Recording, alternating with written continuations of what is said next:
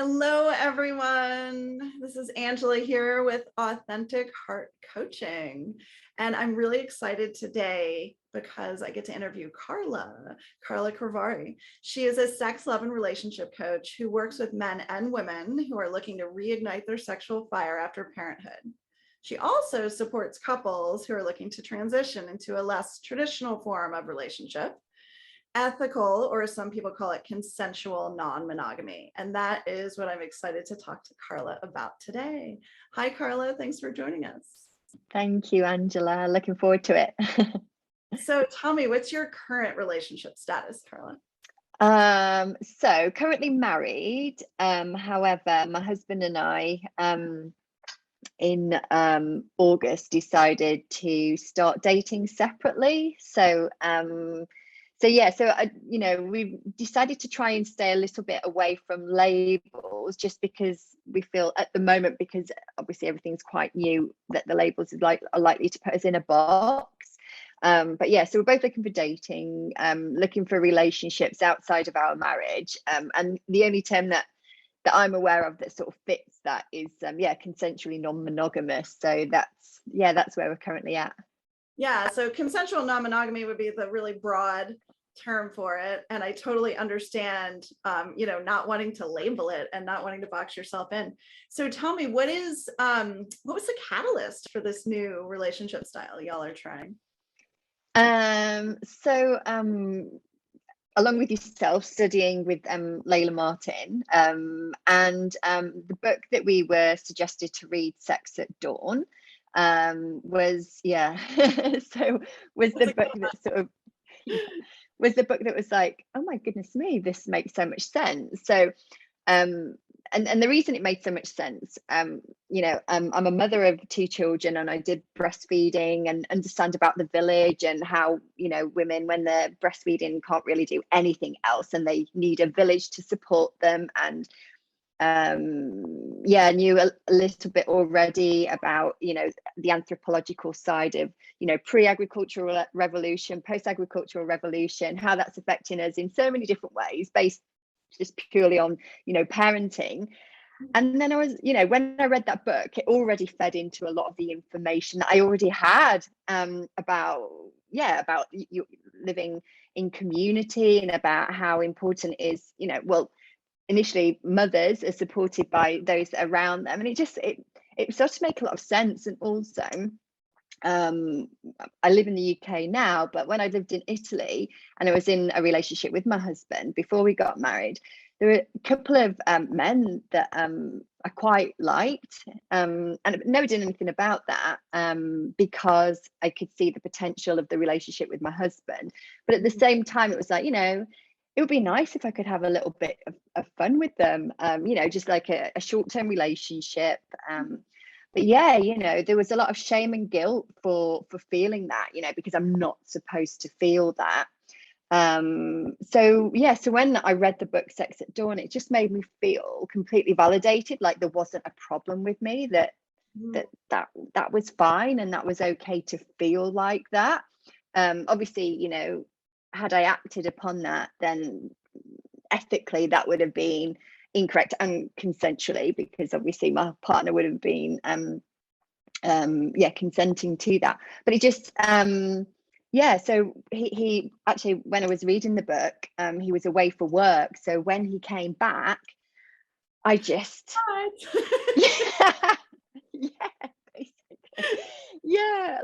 with a load of like sexual requests as well. So it was, a conversation where I just sort of emptied it all out. And his initial reaction was, well, what do you actually want? And I'm like, I don't know. I don't know. I'm just telling you that I'm interested in exploring this further, but I don't know. So that was like January of 2021. And then, it took lots of research on both our parts. I spent a lot of time in Facebook groups, hanging out, listening to the problems that people were having, to think, how would I deal with that? Speak to my husband, what would you do? I'm just generally trying to get a feel of what we actually wanted. Was it like swinging? Was it relationships? Was it parties? Was it, like, what is it that we want? So so much conversation there that I'm sure need to happen to prepare you all. That book, Sex at Dawn, so amazing and really brings to the forefront this idea of, monogamy being like the only way, right? And we're all sort of born into a world where this is what's expected. And I think Sex at Dawn really challenges those beliefs. So it really makes a lot of sense that you would then want to have a conversation with your husband about that. And so interesting that you were ready to go ahead and take that leap. How long did it take from your initial talks until you really decided to open up? So I emptied everything out in January. We did a lot of talking, so like a lot of backwards and forths, so I'll be in the car and then my husband would come out with, a proposal of doing something. And what was really interesting was how well we were communicating about it, and how, we were saying what might make us feel uncomfortable, what we're ready for, what we're not ready for, the potential problems. Because we have children, the main focus for us is to ensure that whatever we do, the environment for them is secure and stable. So currently any partners that we meet, not going to introduce those to the children, and just so taking it a step at a time just to see what happens, because the most important thing is for them. So a lot of the talk was around how we can ensure our unit stays supportive, but at the same time that we recognize each other's pains, or potential pain points that could come up, and what we're going to do to address them. And also things like barrier methods as well, like things that having been married for like 10 years, not even having to think about. If you're married, you're not thinking about meeting new people, you're not thinking about protection. Like there's so many things that you have to discuss. So of course you're going to have a lot of conversations around all these topics. Was there anything else that you did in particular to prepare you for the change in dynamic, or was it just a lot of conversations about all these topics? Well, I would say that before the January, a lot of what we had been doing had prepared us for it anyway, even though at the time that was sort of unconscious preparation. And basically what had happened was I had taken a massive commitment into my own self-development, started reading lots of books and working on the inner child and doing ego work and boundaries and so many different things for myself. But obviously, what happens in relationships is when you start to make changes yourself, the other person has to adapt to your own personal change. So, I didn't know boundaries before January 2020. And all of a sudden, I start placing them. And my husband's got no choice other than to actually adapt to that. So, when I am saying to him, if you're coming to me, you can come for advice, or I can listen and witness you, but I don't want emotional dumping. So, if I was setting a boundary and he reacted to that, I reminded him that he needed to be responsible for his own reaction to my boundary. So all of that has allowed sort of a self-awareness. So just to give you a specific example of a point where I went, oh my fucking God, he's really I can see his growth. Was we were in the car and he was talking about how he'd like to see me with another man, and I'm like, I don't know if I feel comfortable with that just yet, because I might be too worried and in my head about how you might feel, like because I might be thinking I can't enjoy myself enough, because you'll be thinking she's having too much fun and she has more fun with him than she does with me, so I won't be able to fully relax into that. And so this is what I explained to him, and he turned around and he said to me, but my reaction to that is my responsibility. And I was like, oh my God, I know, he gets it, which was complete which was really great. It didn't stop the feeling for me though of but obviously that means that that's something that I need to work on myself. My whole people pleasing and worrying about what other people think or upsetting them, that's obviously where my growth, that showed up my growth, let's say. So but yeah, that was really good. And those are the conversations I think that need to be, I think yeah, those are the conversations and the situation I think people need to be in before they start exploring. And we constantly check in with each other. We've both been on a couple of dates, and and we have said to the people that we're meeting, we're literally just starting. So what's really important is that my husband and I always check in and make sure that we're okay with everything, just to maintain that stability for the children. Yeah, I mean, there's no replacing that inner work that needs to happen first, right? And then the continuing conversations, even when you think you have it all laid out, constantly checking in and making sure it's really going the way that you want it to go. Yeah. So do your friends and family know? And if so, how have they responded to this change? So my friends have been really supportive. And not that shocked actually, which yeah, to a certain extent I was a bit disappointed, because a lot of people sort of from my village where I'm from, and a lot of people that know me sort of for a long time tend to see me as quite sort of straight-laced and a good girl, really, I suppose. And it's not necessarily seen as a good girl type of behavior, but or lifestyle. And and they've been really the way we're also beholden to this good girl versus bad girl idea. Sorry. What are people? Well, it's grown up Catholic. You're either Virgin Mary, or I know now we know that Magdalene wasn't a whore, but that's the way that she was painted. Right. So yeah, it is. It's either or, isn't it? So, and that's where we can get trapped. And I think a lot of the conditioning comes from that as well. But my parents are just respectful of the fact that what we do is up to us. They didn't really have much to say on the matter. My parents-in-law were really fascinated. They had heard of open relationships and were aware of them. They're in Italy as well. Okay. And and they were really, really interested in asking lots of questions. So that felt good and supportive, because they asked questions in a supportive way rather than challenging. We thought that they might have said something related to the kids, what about the children, but I think they could see that the decision that we made was one based on research, conversation. It's nothing that we sort of jumped into. We did take our time and think about it before stepping into it. Well, that's wonderful that you've found so much support within your family and within your friend group.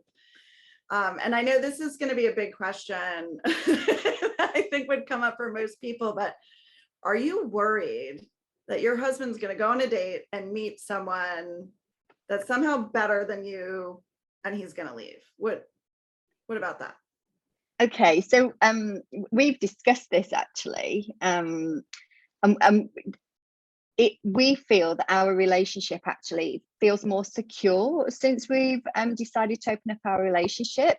And I'll try my best to explain it. So the reason being is when you're in a monogamous relationship, you're either with the person that you're with, or you have to leave that person to be with another person, or the other option is to be non-monogamous but in a non-ethical way and have an affair. So there's always that risk of being chosen, of somebody else, of you choosing somebody else over the partner that you've got. Does that make sense? Yeah, totally. You know what I mean? And I mean, how wonderful is it that your husband can go out on a date and choose to come home to you and choose you over and over and over again? You've given him freedom to do as he wants, and yet he chooses you. So it makes a lot of sense to me that you would feel even more secure in your relationship. Yeah, and it's not just that, it's also, we're looking for to have different needs met. So like I enjoy going out dancing and being really sociable, meeting lots of people. He prefers one-on-one. And he can spend hours, and I mean hours, in a bookshop, an antique bookshop, and and I will compromise that. I enjoy it for a certain amount of time, but not that much. And you know, so it's nice, you know, the first person that he went on a date with is really interested in antique bookshops, and that was their date. And you know, that's great, because that's someone that can go with him and do that, so I don't have to. And that's one of the things is, you know, in Western society, at least, we've really kind of put all of our needs onto one individual, right? Through, you know, this inadvertent monogamy that everyone's practicing, right? It's like you have to have this one partner that is going to fulfill all your needs. Now, let me think about that. Totally unrealistic, right? It's so much more realistic to say, oh, I have a friend that I go to museums with, and I have a friend that I drink wine with, and I have another friend that I go dancing with. Why not take that pressure off your spouse? Yeah, exactly. And you know, with regards to that whole, you know, different types of dynamic as well, it just means as well for, you know, me, because I really enjoy dancing, he wanted to learn to dance for me, and I'm like, I don't, you know, it does, if it doesn't fill your heart and make you want to sing, then I don't want you to do it. It's really nice that you want to do that for me, but if it's not something that you enjoy, I'm not going to enjoy it if you're not fully enjoying it either. So does that make sense? So I'm giving him the freedom to fully be who he is, you know, with me, and then with another partner to be fully who he is with that partner, just, you know, because we're so you know, humans are so complicated, and we've got so many different interests and so many different faces to us, that yeah, we're going, like you just said, you're going to have different friends that you do different things with, so why not have those intimate relationships and partners? And it's very likely that he will meet people that he can talk to about certain things and feel more comfortable than possibly with me. You know, at the moment that doesn't seem too likely, but why not, you know? Why not? Yeah. So it sounds like you all are, you know, really doing a good job moving forward with this. Have you had any concerns in terms of, like, are you worried about jealousy or feeling neglected, anything like that? We are aware that obviously people feel jealousy and neglected.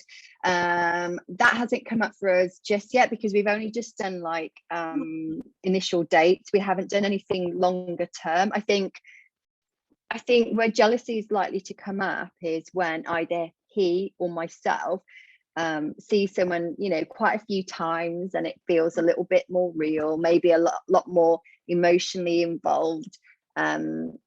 I think that's probably when those sorts of things are likely to come up. And you know, we're both very much aware of that.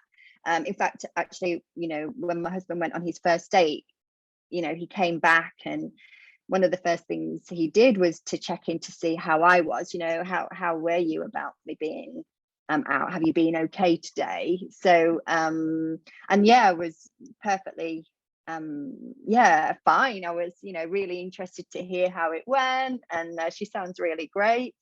So yeah, it's I know it's likely to happen, and I think it's the self-awareness of being ready for it as well that's really, really important. Yeah. So and that's something that people make a lot of assumptions about ethical non-monogamy or open marriages, and say, oh, I could never do that, I would be too jealous.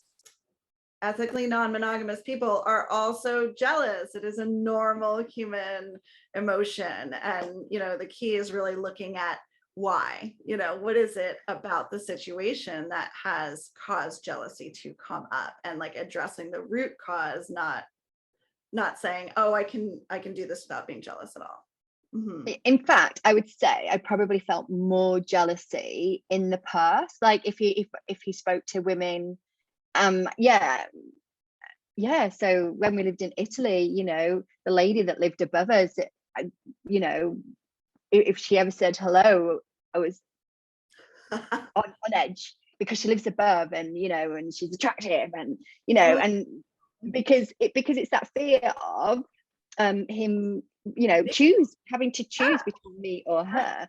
So now whereas you have to choose, right? exactly, and he, you know, went on that date, and she sounded really, really great. And yeah, I felt compersion, so I love that word. Yes, compersion. It's like that, being happy because your partner's happy, right? Just basking in that. It's so wonderful. Mm-hmm.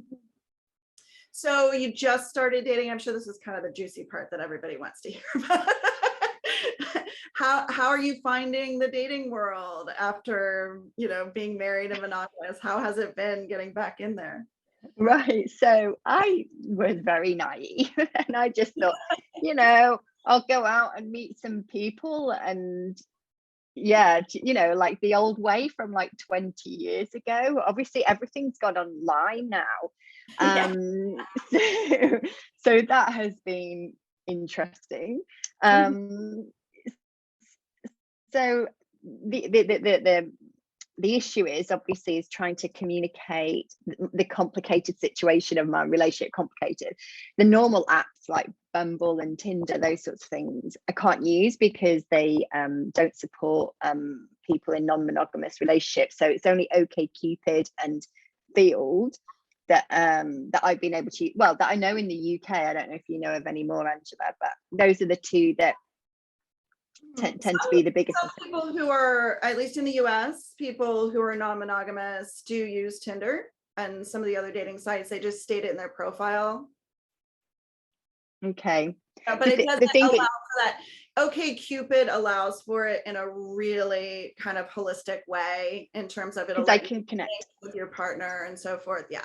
Mm-hmm. Yeah, so on Field, both my husband and I are connected on our profiles. So anyone that sees who's looking for a woman, me, will also be able to see my husband, and anyone who's looking for a man will be able to see my profile as well. So, and I really like that. Field and just because both work well that way.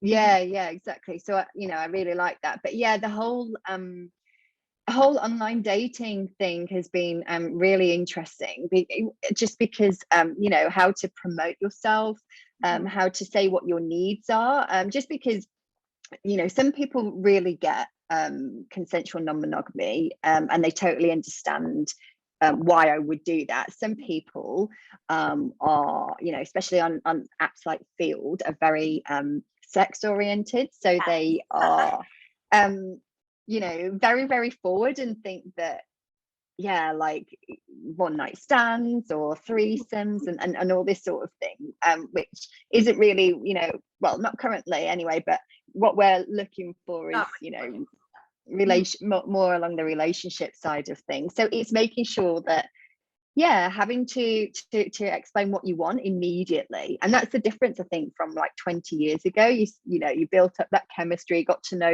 somebody, probably went on a few dates before you sort of talked about what it was that you might want for the future. Yes. Whereas now it's like almost an immediate thing. I'm asking them, what are their expectations? How far away are they? So. Right. So in your previous dating, you were just doing the general monogamy relationship escalator, right? And this is different. You really kind of have to know what your own desires are, know what your own limitations are, and really kind of spell it out. It's a different thing.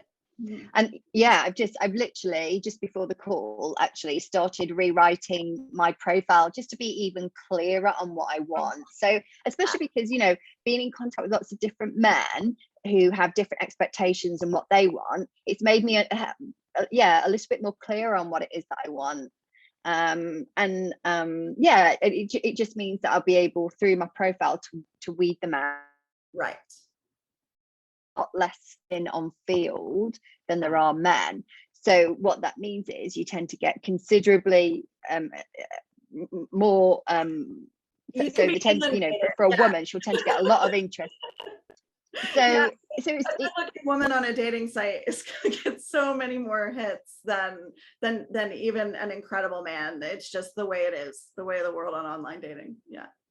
So it's reading through all of that, and it can be quite difficult from a profile as well to understand fully what people want. So if I'm not sure, I just go straight in with the question and say, look, this is what I'm looking for, what are you looking for? And then make a decision based on that. And also I've become quite ruthless as well, in the sense of, you know, if they've not messaged me for a while and I can see that they've been on the app, I'll just say, you know, are you still, yeah, well, no, are you I give them the opportunity. Are you you know, interested or not? Because I'm cleaning up my messages. So, you know. Yeah, that's totally fair, right? It can be really hard to wade through, and that's another reason for getting a lot of clarity when you're writing your profile, right? Because you don't want to be inundated, and the clearer you can be, the narrower the pool will be, and that'll make it easier for you. Mm-hmm. Yeah, exactly. Although I do, even though I'm reasonably clear now, I still do get people liking me that just, I'm thinking, did you actually read my profile? Because there's nothing that. Sometimes one of the best questions you can ask someone when you're online dating is, what did you like about my profile? Because then that forces them to actually go back and look, right? And then that way you can make sure they know what's going on. I like that. I like that. Yeah. Any other tips, Angela? Strategies. As a dating coach, that's one of my secret strategies for sure. Yeah. So what advice do you have from your journey so far to people that are considering opening up or, you know, are just starting to talk about it? I would definitely say inner work is essential if you want to work on maintaining your relationship, and also learning how to communicate with other people as well. Like I feel like I've worked a lot on my attachment. So I was anxiously attached, and I would say consciously secure now.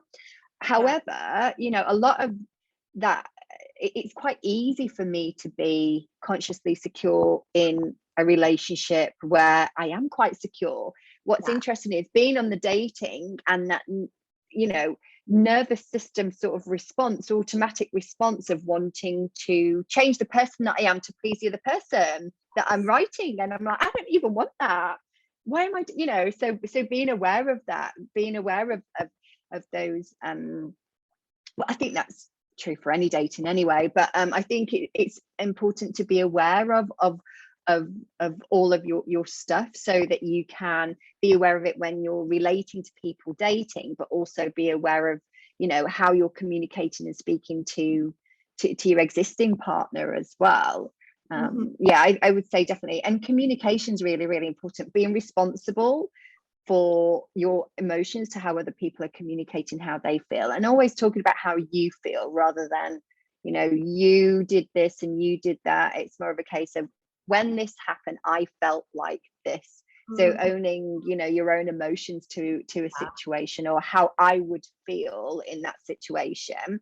I don't think I'm ready yet for that, because I think I would feel. Yeah, I think those sorts of conversations are really important to have. Yeah, so that inner work piece, and really being self-aware, but also making sure you have good communication and a structure for communicating that works for your relationship. And just going back to what you said about how dating can really bring up some triggers, I think that's one of the biggest benefits to being ethically non-monogamous. I mean, do you agree, right? Yeah, because you've been forced to grow, because yeah, my husband and I, we've grown so much, and I'm not saying that's it. We've done all of our growth. Obviously, that it's always going to improve and get better, but it's just the pace has slowed now. It's not as rapid as it was. But now dating, and, you know, yeah, just relationships are the things that really trigger your growth. In fact, yeah, I was interviewing somebody else who supports people in making a decision whether or not to stay in a relationship or to leave. And we were saying exactly the same thing. You know, any type of relationship, whether it's friends, family, colleague, intimate, you know, those are the ones that you are being mirrored back, and where your growth is. So, you know, all of those patterns that I had learned and thought I'd left behind when I got married, actually, you know, yeah, like I'm noticing, oh my God, this is what I did in my 20s.